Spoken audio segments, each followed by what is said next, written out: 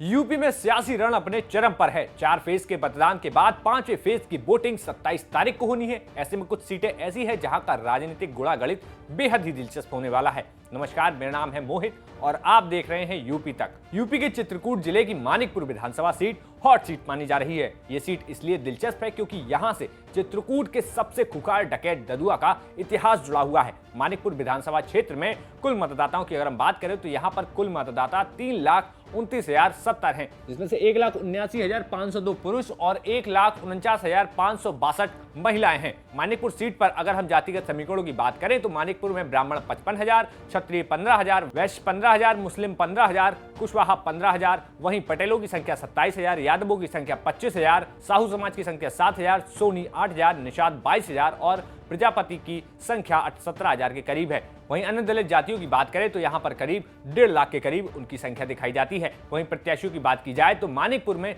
Samajwadi party ने पूर्व विधायक व चित्रकूट के सबसे खुखार डकैत ददुआ के बेटे वीर सिंह को अपना प्रत्याशी बनाया है। वहीं भारतीय जनता पार्टी ने अपने सहयोगी दलों के साथ हुए सीटों के बंटवारे में इस बार चित्रकूट की मानिकपुर विधानसभा सीट अपना दल को दे दी है। अपना दल ने चित्रकूट के बगल के जनपद कौशाम्बी के महिला गांव में रहने वाले अविनाश चंद्र द्विवेदी को अपना प्रत्याशी घोषित किया है। वहीं अगर 2017 के विधानसभा चुनाव की बात की जाए तो यहां से भारतीय जनता पार्टी ने सपा और बसपा से विधायक सांसद रहे आर.के.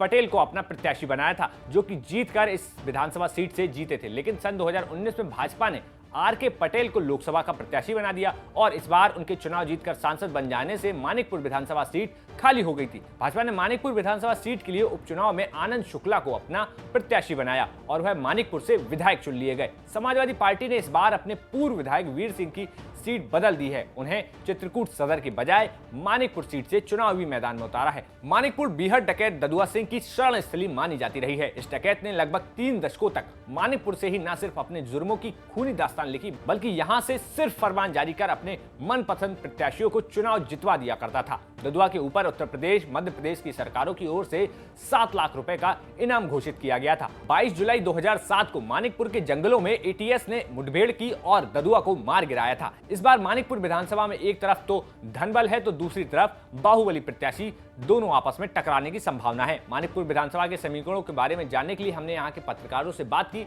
सुनिए उनका क्या है कहना। मानिकपुर की सीट में इस समय त्रिकोणीय संघर्ष है। अपना दल भाजपा गठबंधन का प्रत्याशी इस समय मुझे लगता है कि आगे चल रहा है समाजवादी पार्टी और बहुजन समाज पार्टी से। उसके पीछे कारण यह है कि जाति फैक्टर ही काम करता है। अपना दल एस को भाजपा का गठबंधन होने से ब्राह्मण, पटेल और भाजपा का जो पुराना आधार वोट बैंक है, उस आधार पे भाजपा के गठबंधन के प्रत्याशी की जीत लग रही है।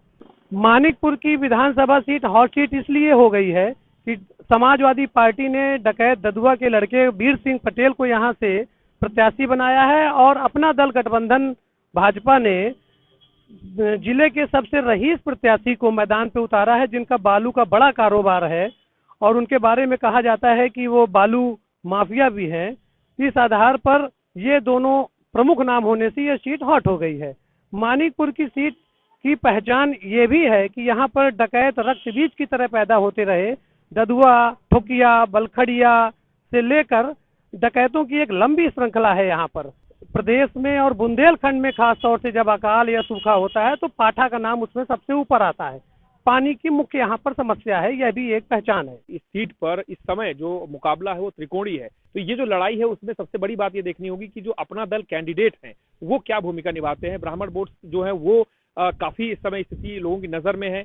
जो आदिवासी वोट है वो तीनों पार्टियों में बट रहे हैं और जो निषाद वोट है उन पे लोगों की नजर है। तो कुछ ऐसा जाति समीकरण बन रहा है जिसके कारण लड़ाई त्रिकोणीय है। और रही बात हॉट सीट की, तो हॉट सीट इसलिए है क्योंकि ये एक तो डकैतों की शरणस्थली रही है जो कि अब नहीं है, और इसके बाद अब जो भयमुक्त मतदान होगा उससे परिणाम बदलने के आसार हैं। और दूसरा इसलिए हॉट सीट बन गई है क्योंकि इस सीट को सबसे महंगा चुनाव बताया जा रहा है। इसमें एक तरफ ये भी आरोप लग रहे हैं कि धनबली लड़ रहे हैं, कहीं पे ये भी आरोप लग रहे हैं कि डकैत पुत्र लड़ रहे हैं, कुछ लोग ये भी कह रहे हैं कि पैसा बाहर से आ रहा है। सोशल मीडिया में तो ये तक बातें आ गई कि काले धन का प्रयोग हो रहा है। तो कुल मिलाकर के ये चुनाव अब चुनाव अस्तित्व का, वर्चस्व का और जातिगत समीकरणों के आगे जो चुनाव निकल रहा है उससे ये समझ में आ रहा है कि अपना दल थोड़ा सा पीछे है और समाजवादी पार्टी और बसपा एक नए समीकरणों को लेकर इस सीट पे आगे आ रही है। आजादी के बाद से आज तक पेयजल की समस्या हो, स्वास्थ्य समस्या हो, पलायन का मुद्दा हो, ये तमाम समस्याएं रही हैं। लेकिन एक जो नया तथ्य आया वो ये आया कि डकैतों की समाप्ति के बाद जो ये इलाका दस्यु सम्राट ददुआ से लेकर बबली, बलखड़िया तमाम लोगों के लिए जाना जाता रहा, और लोग ये भी तक कहा करते थे कि